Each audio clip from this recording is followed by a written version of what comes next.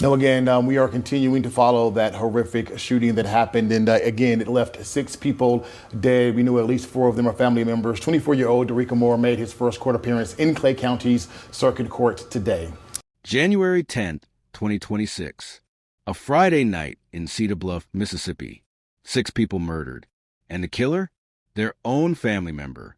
A 24-year-old man with no criminal record, no history of violence, nothing that would make you think he was capable of something this evil. His name was Daricka Moore. And before we go any further, if you care about justice, if cases like this make you want to understand what darkness lives inside some people, do me a favor. Hit that like button right now. Subscribe to Crime Files. Click that bell icon. Because we need to talk about cases like this. We need to remember these victims. And I need you here for every single one. Now let me ask you something. How well do you really know your family? Because the Moore family thought they knew Daricka. He was just there, living in Clay County. 24 years old.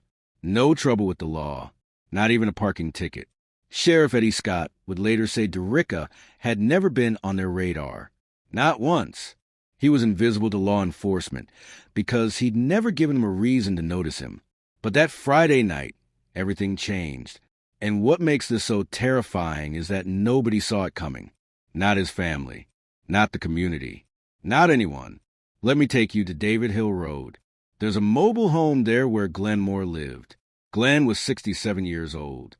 The kind of man who loved fishing, who probably had stories for days, who'd lived his whole life in that community. His son Quentin, 33, lived with him. So did Willie Ed Geens, Glenn's brother-in-law. Willie was 55 and known as a family jokester, the guy who could make you laugh even when times were tough. And Daricka lived there too. Same house, same address, eating meals with these men, sleeping under the same roof, living what looked like a normal life. Around 7 p.m. that night, something inside Daricka broke. Or maybe it had been broken all along and nobody noticed. We still don't know why. Investigators are still trying to figure out what triggered him. But what we do know is this. He picked up a gun, and he shot his father in the head, then his brother, then his uncle. 3 men, 3 shots, all dead. Think about that. Your own father, the man who raised you, gone. Your brother, the person you grew up with, dead. Your uncle, family, executed. But here's where it gets even darker, because Daricka didn't stop. He didn't call the police. He didn't break down crying. He didn't show any remorse. Instead, he took his brother's truck, a Ford F-150, and he drove to another location, because 3 bodies weren't enough for him that night. Blake Road, that's where his cousin lived. And inside the house was a 7-year-old little girl named Makilia Geens. Everyone called her Kyla. She was Daricka's second cousin. Just a baby, really. Her family would later describe her as an angel on earth, a dancing queen, the kind of kid who lit up every room she walked into. Kyla's mom was home. Another young child was there, too. Just a normal Friday night for them. Maybe they were watching cartoons. Maybe getting ready for bedtime. They had no idea that death was about to knock on their door. Daricka forced his way into that house. And listen, what I'm about to tell you is going to make you sick. Because he didn't just come there to kill. He attempted to sexually assault someone in that home. Right there, in front of witnesses. In front of family members. The level of evil we're talking about here is beyond comprehension. And then, he shot little Kyla. 7 years old. Shot her in the head. Right in front of her mother. Can you even imagine? Your baby, your little girl, murdered right before your eyes by someone who's supposed to be family. But it gets worse.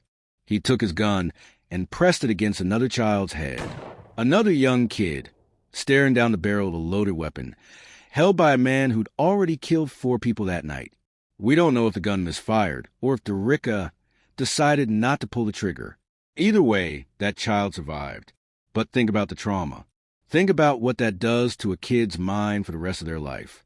So now we're at 4 dead. A child sexually assaulted. Another child held at gunpoint. And Daricka still wasn't finished. He walked out of that house, left that mother screaming over her daughter's body, got back in the truck, and drove to a third location, Salome Griffith Road. That's where Barry Bradley lived with his brother Samuel. Barry was 63, a pastor at the Apostolic Church of the Lord Jesus. Some of the Moore family members went to his church. This was a man of God, someone who spent his life trying to help people, trying to spread faith and hope in the community. Samuel was 61, 2 brothers just living their lives. Daricka knew them, knew exactly where they lived. When he got there, he hid the stolen truck behind their house. He was being careful now, methodical. He broke in, found both brothers, and shot them both in the head, just like the others. 6 people dead. A pastor and his brother, a father and his 2 sons, a little 7-year-old girl, all murdered by the same person in one night, all connected to him by blood or faith. And when it was over, Daricka stole another vehicle from the Bradley home and drove off into the night. By now, police were everywhere. Dozens of officers from local, state, and federal agencies flooded northeast Mississippi. They set up roadblocks. They were hunting for Daricka Moore. And at 11:24 p.m., just before midnight, they found him. He was driving the second stolen vehicle, still armed with a rifle and a handgun. They arrested him right there in Cedarbluff and booked him into Clay County Jail at 3:25 in the morning. 3 days later, on Monday, January 13th, Daricka appeared in court. And here's what's chilling. He pleaded not guilty. Not guilty to 11 charges. 3 counts of capital murder. 3 counts of first-degree murder. Attempted murder of a child. Attempted sexual battery. Burglary. Theft. Not guilty. Like he didn't just destroy multiple families. Like 6 people aren't dead because of him. The judge denied him bond. Appointed him a public defender. Ordered a mental health evaluation. And the district attorney made it clear they're going for the death penalty. But here's what I want you to think about. Even after everything he did, the family is standing together. Edith Watkins Bradshaw, a cousin, said something that broke my heart. She said, "No matter what, we're family. Even Daricka, he's still our family. He's still a human being. We still got to love him, too." Can you imagine having that kind of grace? That kind of forgiveness? After he murdered your family members? After he took a 7-year-old's life? They're still calling him family. They're still saying they have to love him. That's the kind of people these victims came from. Good people, faithful people, forgiving people. Another cousin, Renee, set up a GoFundMe for Kyla's mother and siblings. It's raised over $10,000. The community is rallying. They're mourning together. They're trying to make sense of something that makes no sense. Because here's the thing. Investigators still don't have a motive. They've questioned Daricka. They're still trying to figure out why. What makes a person do this? What makes someone kill their own father? Their own brother? A 7-year-old child? A pastor? Was it mental illness? Was it something that had been building for years? Was there abuse we don't know about? Or was this just pure evil? Because that's what keeps me up at night. The idea that maybe there is no reason. Maybe some people are just broken in ways we can't understand. So let me ask you this. Can evil like this be explained? Or are some people just born with darkness inside them? Can we ever really know what someone is capable of? And how do you forgive something like this? If this case affected you, if you want to see justice for Glenn, Quentin, Willie Ed, Kyla, Barry, and Samuel, then I need you to do something. Share this video. Leave a comment below telling me what you think.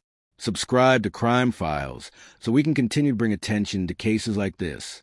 And click that bell icon because these victims deserve to be remembered. Their names deserve to be spoken. And we're going to make sure that happens. I'll see you in the next one.